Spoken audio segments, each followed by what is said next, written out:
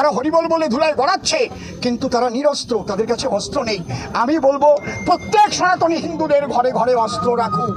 বাড়িতে অস্ত্র মজুত করার নির্দেশের পাশাপাশি 26শে নির্বাচনের পর বাড়ি থেকে তুলে নিয়ে গিয়ে মারধর ও উস্কানিমূলক বক্তব্য দিয়ে সাম্প্রদায়িক সম্প্রীতি নষ্ট করছেন বনগাঁ দক্ষিণের বিজেপি বিধায়ক স্বপন মজুমদার ও হরিণঘাটার বিজেপি বিধায়ক অসীম সরকার।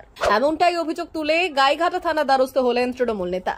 রবিবার গাইঘাটার ঘোজা বাজারে বিজেপির তরফে মুর্শিদাবাদ কাণ্ড ও নিয়োগ দুর্নীতির প্রতিবাদে একটি পথসভার আয়োজন করা হয়েছিল। সেখানে উপস্থিত বিজেপির দুই বিধায়ক স্বপন মজুমদার, অসীম সরকার ও বনগাঁ দক্ষিণ 2-এর বিজেপির মণ্ডল সভাপতি বিশ্বজিৎ ঘোষ।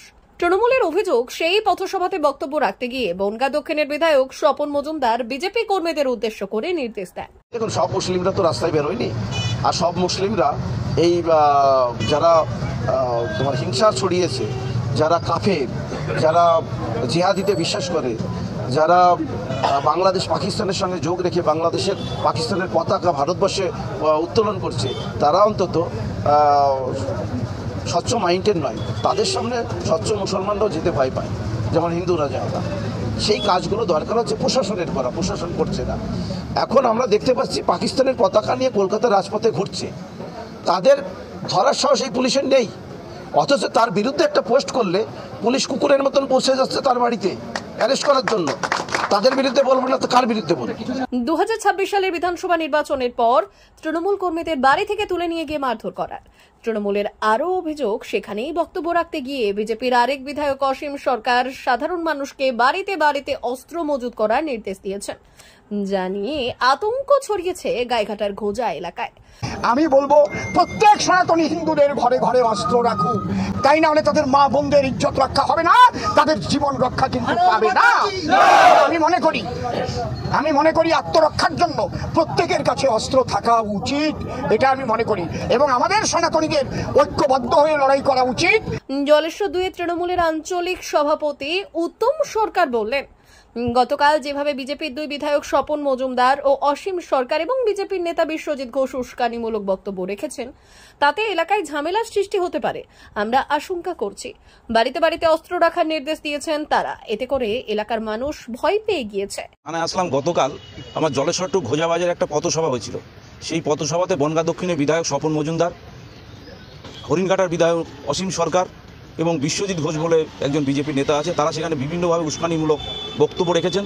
আমরা ভীত সন্ত্রস্ত, এলাকায় যে কোনো মুহূর্তে বিভিন্ন ধরনের গণ্ডগোল বাঁচতে পারে। সেখানে মিশ্র মানুষের বাস, সেখানে হিন্দু মুসলমান সবাই বাস করেন, সেখানে বিভিন্নভাবে সেখানে মানুষকে ভীত সন্ত্রস্ত করা হয়েছে এবং বলা হয়েছে আপনাদের ঘরে ঘরে অস্ত্র রাখুন, না হলে আগামী দিনে মানুষকে আমরা দেখে নেব। এই সমস্ত কথাবার্তা সেখানে বলেছে, যার কারণে আমরা আজকে গাইঘাটা প্রশাসনের দ্বারস্থ হলাম। প্রশাসন বিষয়টা একটা পদক্ষেপ নেবে, এই জন্য আমরা এসেছি।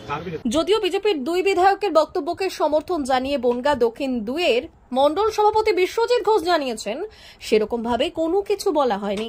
যারা দুর্নীতিগ্রস্ত তাদের উদ্দেশ্য করে বলা হয়েছে মারধরের কথা, এবং রাজ্যে যা অবস্থা হিন্দু নিধনের কাজ চলছে সেদিকে তাকিয়ে অস্ত্র রাখার কথা বলা হয়েছে। বক্তব্যটা সেরকম ছিল না, বক্তব্যটা ছিল যে অস্ত্র রাখতে হবে ঘরে ঘরে। এখন যা সময় নিজের রাজ্যে লুকোচুরি খেলতে হচ্ছে, নিজের রাজ্যে একটা জেলার থেকে আর একটা জেলায় এসে আশ্রয় নিতে হচ্ছে হিন্দুদেরকে, সেই জায়গায় থেকে অবশ্যই সঠিক কথা বলেছেন।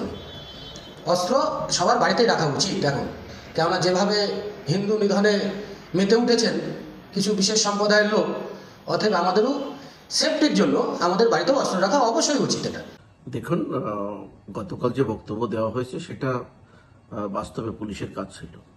আর তৃণমূল কংগ্রেস চুরি করবে, তৃণমূল কংগ্রেস কাটমানি খাবে, তৃণমূল কংগ্রেস দুধেল গাইদের সঙ্গে ষাটে চলে হিন্দুদের নিধন করবে, আর আমরা বসে বসে দেখবো, এটা হতে পারে না।